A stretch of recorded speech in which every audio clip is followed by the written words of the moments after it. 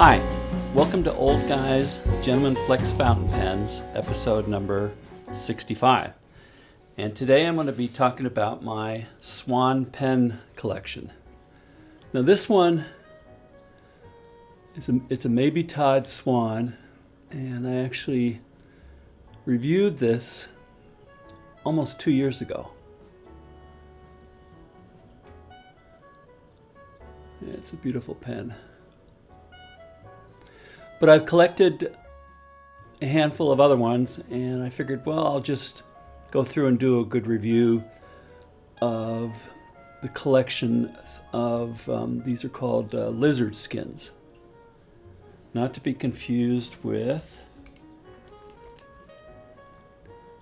Snakeskins, also done by Mabie Todd. The other thing I'd like to do is give a plug for this book. It's the Swan pen. Mabie Todd's in England, because there was also Mabie Todd's in the United States, although not as many. And in England, they were made from 1880 to 1960. And the author of this is Stephen Hull. This book, if you collect Swan pens, is almost a must. I forget how much I paid for it. It's a little on the expensive side, but well worth it. Good descriptions, tons of great photographs in history. Most of the stuff I know about Swan pens comes from this book. And this thing came out, I think, beginning of this year or the end of last year. It wasn't that long ago. So that's this book. A little bit of story on this pen. We were on one of our vacations that we take, and we were lucky enough to be in London. And there's a company called Pen Friend in the UK, in London. And they used to have a couple stores, but then because of rental rates and leases and things like that, now they operate an online business and also sales by appointment.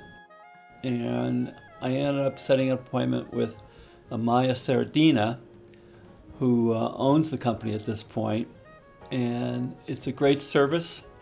Her pens end up costing you just a little bit more, but what you're getting for that is you tell her what you're interested in getting, and she'll sit down with you for, I think I met with her a few times now, and it's like a couple hours, and I'm kind of rushing through the pens. But she lets you handle the pens, write with the pens, gives you a really good feeling about purchasing pens from her. So anyhow, I got this pen and really fell in love with these guys.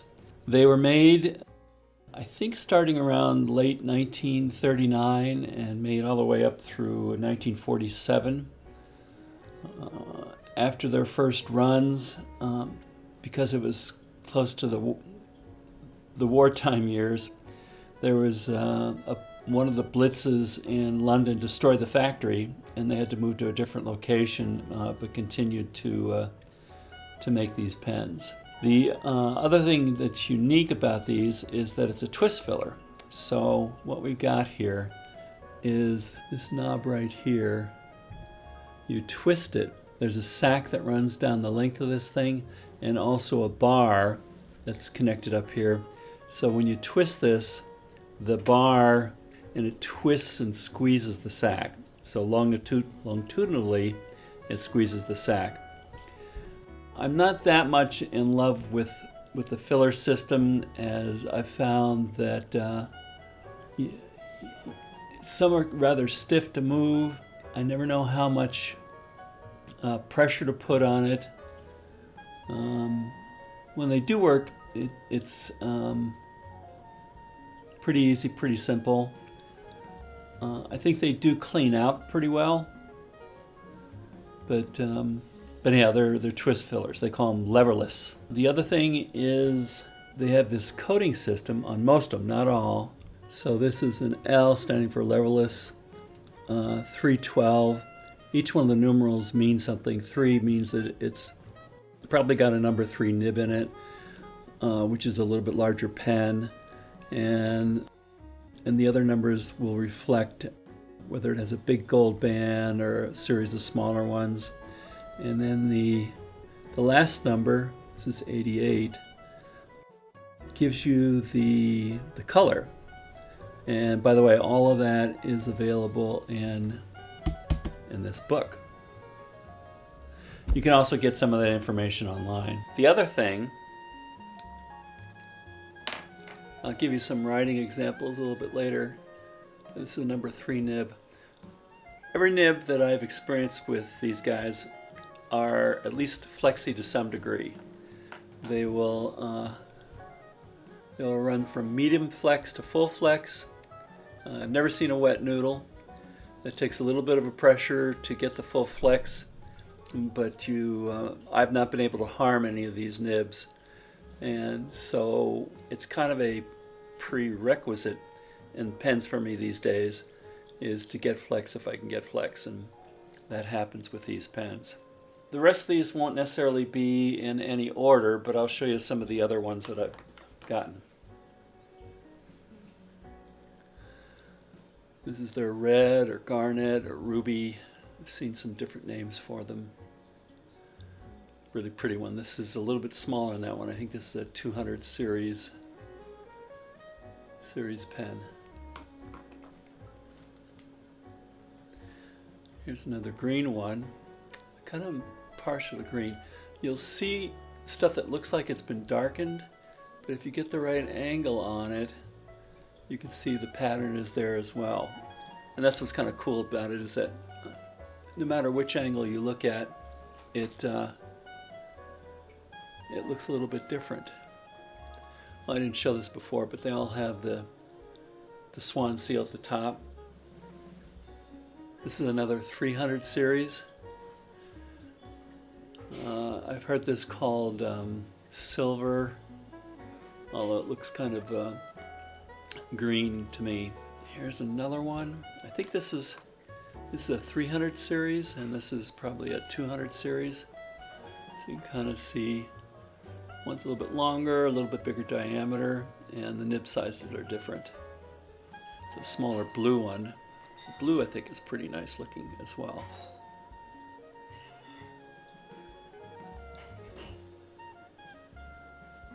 This is a 400 series. I think they go up to 600 series, although I've never seen any.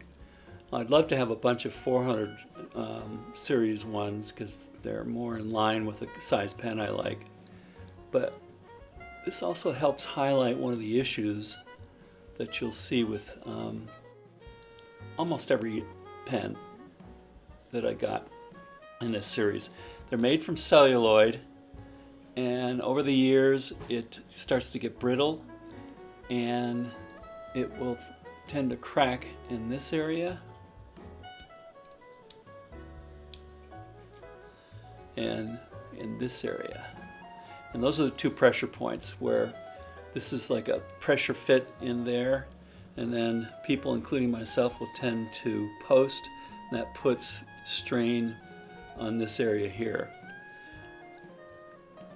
When I first bought these things, I get so dazzled by the look of the pen that I fail to look at it really closely. And so what you really should do is have a loupe with you and spend a lot of time looking at these particular areas. I first noticed it on this one, but almost all of these, including the first one that I got, had really tiny cracks or a little bit major cracks. And I thought that was a shame, so I started doing a lot of research trying to figure out how to fix them. And I'll do a separate video on this, but just in general, I found out the only way to do a nice stable repair on this thing, on a celluloid pen, is to fix it with celluloid.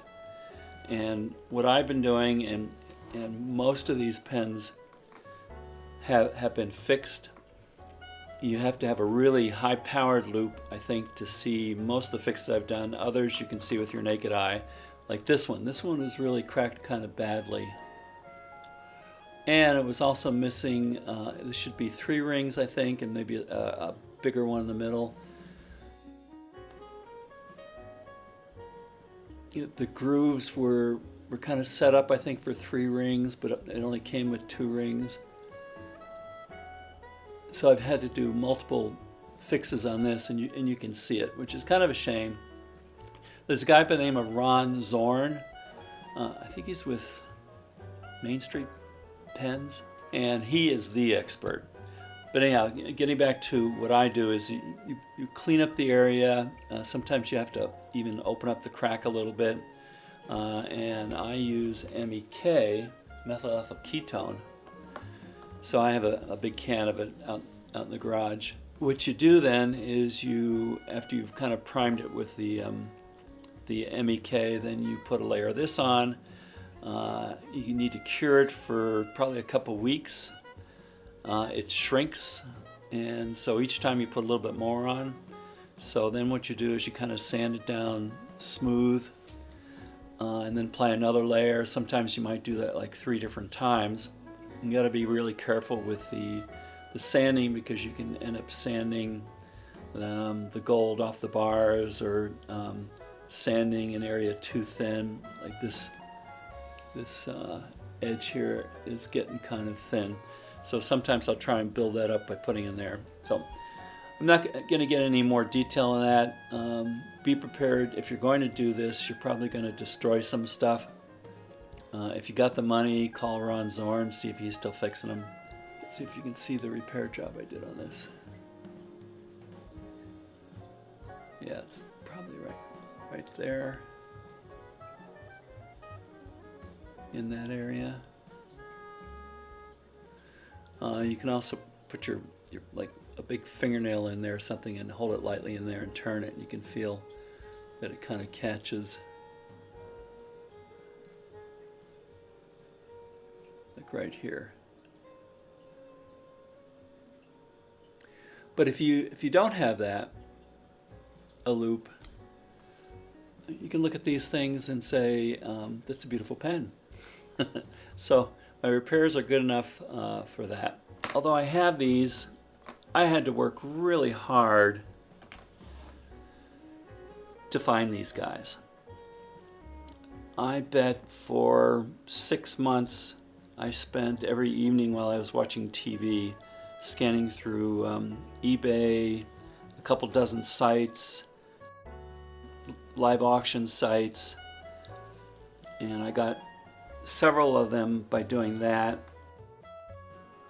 I also contacted a dealer who knew another dealer who they go to international shores, and he was able to go to international shows, and he was able to pick up some pens that way. When you get them, even though you ask to make sure they're not cracked, and this is no matter who you get it from, and they'll almost always assure you there are no cracks, and some of these people are very reputable people. But the best person to check for quality of pen before you buy it is you.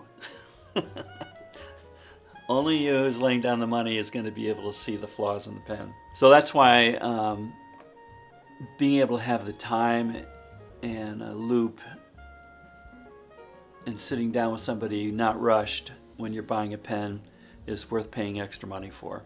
The other thing is these have been made, I think 100 series, definitely 200 and 300 and 400, and I think maybe 5 or 6. Never seen any of the 5 or 6s.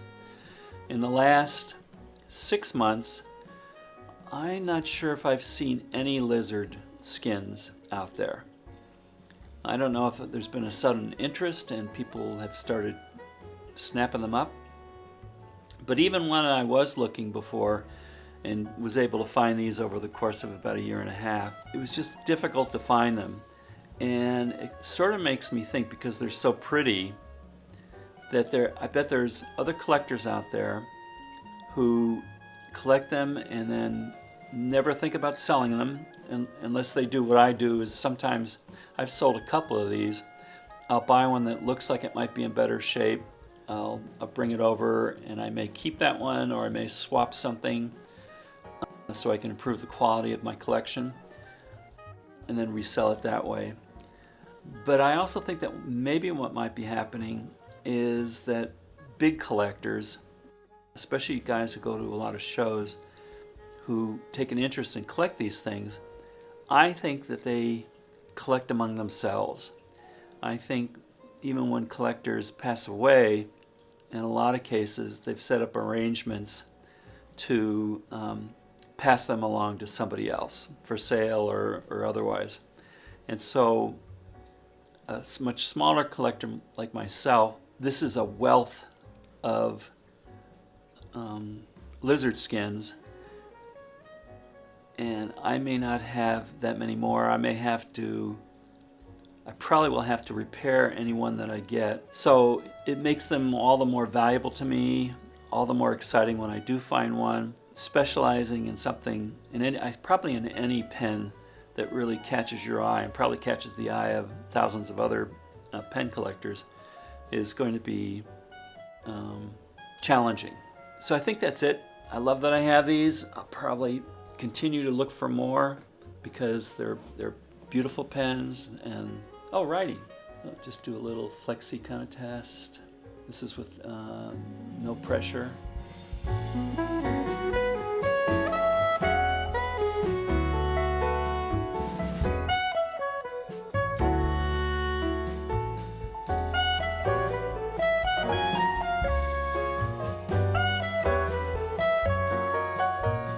That's what they look like.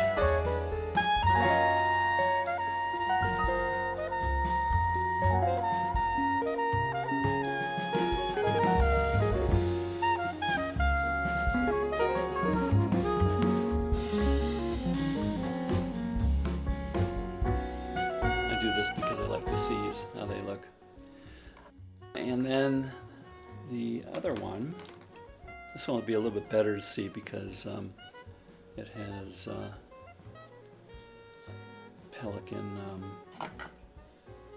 That last ink was this Roar and Klinger.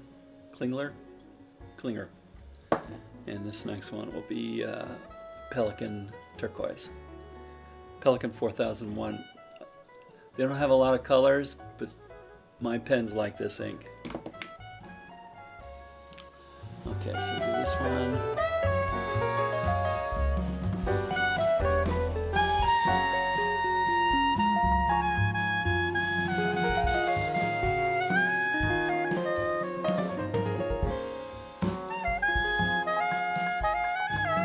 This one is definitely full flex. This was probably medium flex. This is verging on wet noodle.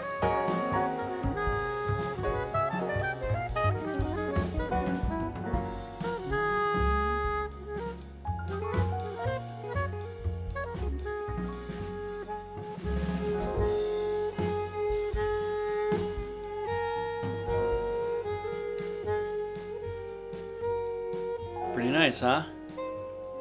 So I hope you enjoyed this video. Hope it wasn't too rambling for you.